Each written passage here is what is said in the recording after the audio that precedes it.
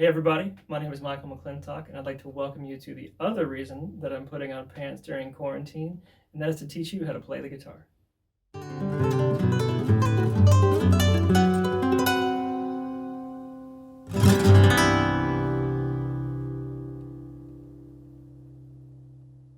The first thing that we need to learn are the names of our strings. So I'm going to start from the low E, and I call it the low E because it's the lowest in pitch or the lowest in tone.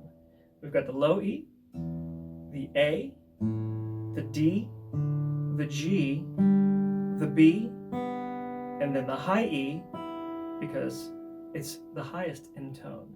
So low E up to the high E. E, A, D, G, B, and E. And a little device that you can use that might help you learn that quicker is Eddie A Dynamite, Goodbye Eddie. Now, we also need to be able to go the other direction. So I would like you to not only practice going from E, A, D, G, B, E, but I would like you to practice going from the high E to the B, to the G, to the D, to the A, to the low E. So E, B, G, D, A, E. I would like you to get comfortable with placing your thumb on your right hand anywhere near or around the sound hole.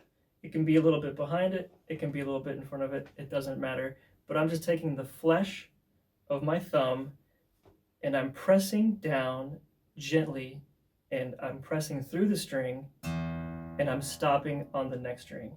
So for example, I'm here on the low E and I'm pressing down and I'm going to stop and rest on the A string.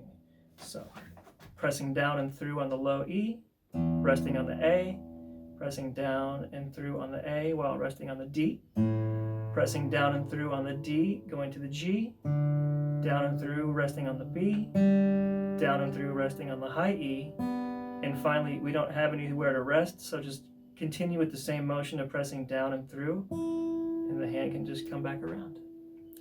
I would like to introduce or what we call the frets. And they're a little bit more simple. So as you can see here on the guitar, we've got these little metal bars, and these are called frets.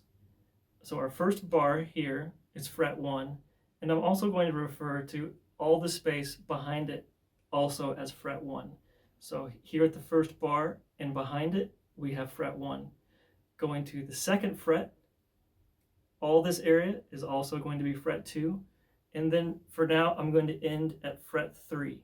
Now, most guitars have a dot or a fret marker at fret 3, and that'll help you just to kind of know where you are. Because once we get further down the neck, we're going to start using other fret markers. But for now, I just want to talk about frets 1, frets 2, and frets 3. We need to learn the fingers, or the finger names, of our left hand. And they're as simple as finger 1, finger 2, finger 3, and finger 4.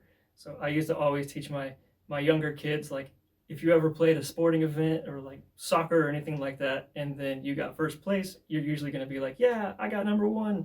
You know, you would not really see too many people get too excited about getting second place, but if they did, well, it would be, yeah, I'm number 2, followed by number 3, and then our pinky or little finger is going to be number 4. So on my right, we have a chord diagram that's labeled E minor. And on this diagram, it should be resembling the guitar, just like this, just as you're seeing it here. So we have the strings that are going up and down in the diagram, just like the strings are going up and down on our guitar. So here we have the low E, the A, the D, the G, the B, and the high E strings, as well as our frets, our fret 1, fret 2, and fret 3.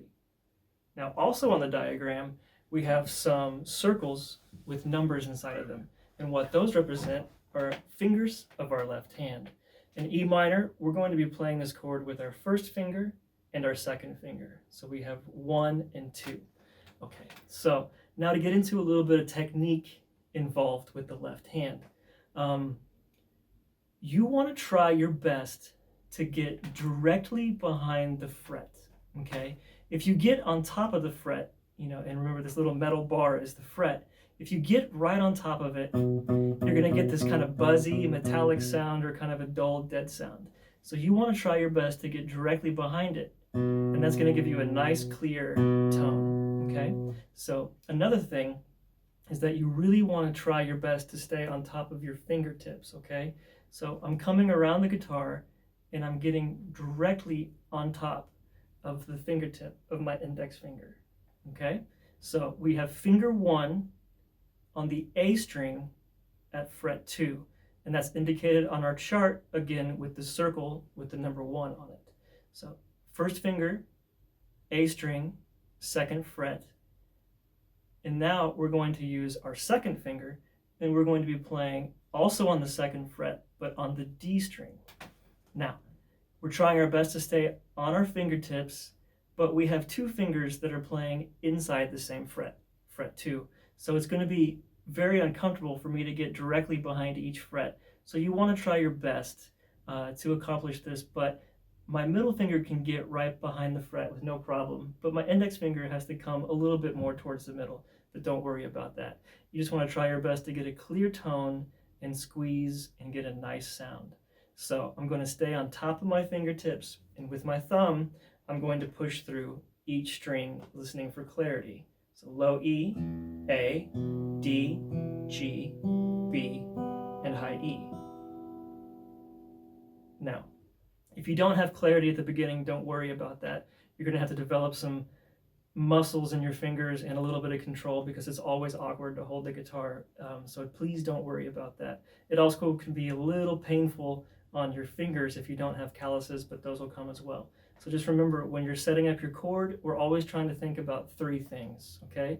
Strings, frets, fingers, right? So again, to reintroduce the E minor, we're putting our first finger on fret 2 on the A string, and then we're putting our middle finger or our 2nd finger also on fret 2 on the D. Nice fingertip position, squeezing probably pretty hard at first, because like I said, this is going to be difficult, but just stick with it, it'll get easier. So squeeze and listen for clarity. If you get a bad note that's kind of dead, don't worry about that. Just try to kind of readjust your fingers, get behind the fret, and try to get a nice sound. The second chord I would like to introduce is a G chord. So we are hopefully by this point in time getting a little bit more comfortable with the strings, the frets, and the fingers. And I don't want to make this video super long, but this is geared towards beginners or somebody who maybe played the guitar a long time ago and it's kind of refreshing. So again, strings, E, A, D, G, B, E, frets 1, 2, and 3, fingers 1, 2, 3, and 4.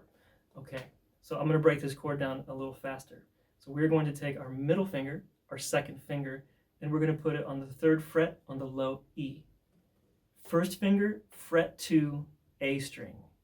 The D and G are going to be open. We're not even going to worry about them. We're going to take our 3rd finger, we're going to put it on fret 3 on the B, and we're going to take our pinky finger, or our 4th finger, and put it also on fret 3 on the high E. And this chord's a little bit more challenging. It's using all 4 fingers, but I think it's nice to introduce this concept early, because no matter what, learning the guitar for the first time is difficult. So you might as well just kind of learn how to use all 4 fingers at the same time. That's my opinion, but I kind of like that technique.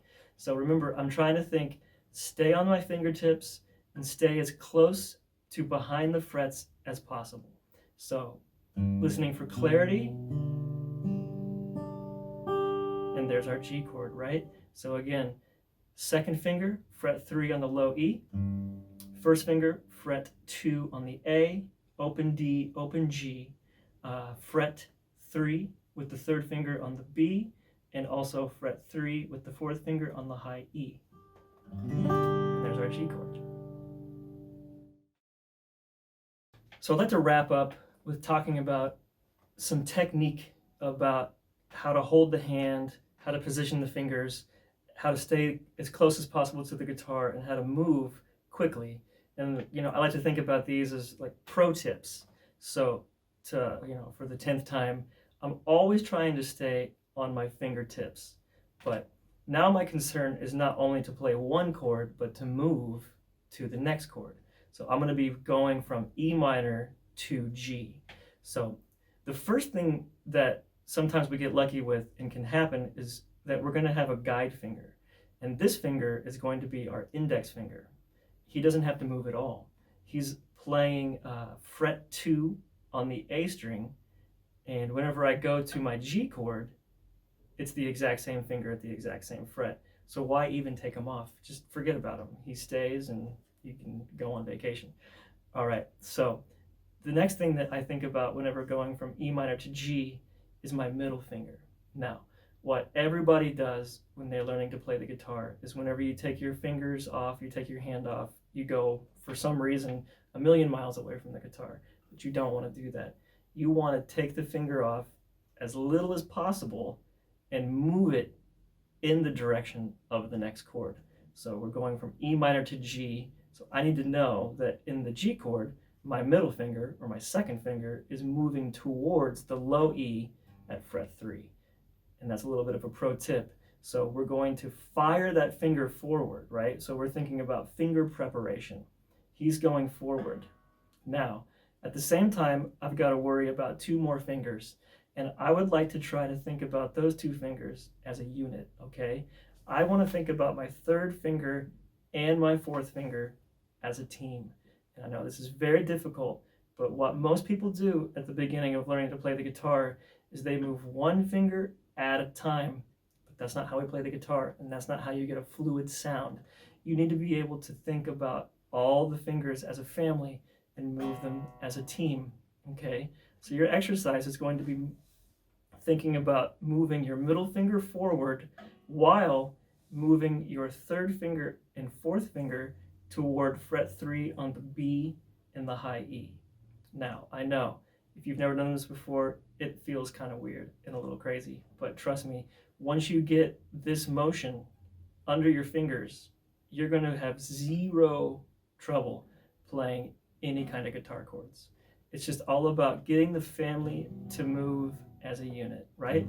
You get your fingers to cooperate, staying on top of the fingertips, and then just kind of memorizing where they need to go. Do not move the fingers individually. Try to get them to go exactly where you want them to go at the same time. So going from E minor to G, back to E minor, back to G. And you're going to have 1 finger that's not going to want to behave. Most likely it's going to be your 4th finger or your pinky, naturally. Make that your focal point, right? I am staring at the high E at fret 3, and I am just telling myself constantly, get there with your pinky. So I'm just thinking about that area. Because the middle finger is a lot stronger. He will naturally go here without much problem at all. The pinky finger and the ring finger can be a little bit more difficult. So just think about finger preparation. Have the chord memorized ahead of time and make everything go as a unit. And that'll get you where you need to be. So to recap, we talked about the strings. E, A, D, G, B, E. Or if you like, Eddie ate dynamite, goodbye Eddie. Know them going either direction. It doesn't just go from here to here. You need to also be able to say E, B, G, D, A, E. And then eventually you really need to be able to put your finger on any string and know what it is. So for example, D, B, A, high E, low E, G, low E, etc. So you want to be able to have that super comfortable. We need to know our frets, but in my opinion, this is probably the easiest thing to understand. Just know that these metallic bars are what we call frets on the guitar, and this is fret 1, and all the space inside of it is also, for me, fret 1. So we have fret 1, fret 2, this entire area. And like I said, most guitars have fret markers, and fret 3 has a marker on mine. So fret 1, fret 2, and fret 3. And then we talked about left-hand fingers after that. So finger 1, finger 2, finger 3, and finger 4. And then finally, the right hand. So I was just talking about playing in the area of the sound hole. You can be a little bit behind it, you can be a little bit in front of it. It doesn't really matter right now. You just want to be comfortable holding the guitar and to where it doesn't feel awkward for you. And then simply do what we were calling a rest stroke. You're going to just put your thumb on the low E, press down and through the string, and rest on the A. Press down and through, resting on the D, down and through, resting on the G, down and through, resting on the B, down and through, resting on the high E. And there's nothing else to rest on, so just try to continue that same motion and push down and through your high E.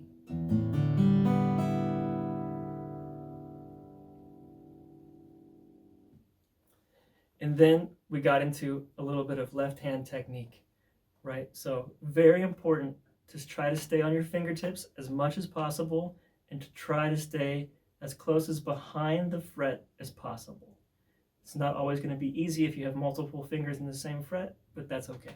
So fingertips close to the fret, and then when moving from chord to chord, don't let your hand and your fingers fly away from the guitar. Stay as close to the guitar strings as possible, and whenever you take a finger off, make that finger go in the direction of the next chord, right? Anticipate it, prepare ahead of time. So knowing if we're going from E minor to G, my middle finger is going to shoot forward towards the low E, while my third finger and pinky are going to try their best to be in preparation to play fret 3 on the B and high E. Whenever I go back to the E minor, I try to remove the fingers at the same time. So these fingers always are moving as a unit. Once you get that under your fingers, literally, it'll be a piece of cake. So just try to get them to move as a unit. Stick with this for a week, and then once we start adding new chords in, you'll see improvement very quickly. So if anybody's interested in a private lesson, I'm more than happy to do that. You can find me on Facebook, Instagram, or YouTube, all under Michael McClintock Music. So I hope everybody's enjoyed this first lesson, and maybe you got a little bit more of some pro tips out of it. So for example, you've been playing guitar for 6 months, or you played guitar 6 years ago and you put it away. Maybe you want to get it back out. Try to get some of these little tips and tricks that I talked about under your fingers, and I think you'll see some drastic improvement very quickly. So again, this is Michael McClintock, and I hope you all enjoyed and learned something from this one.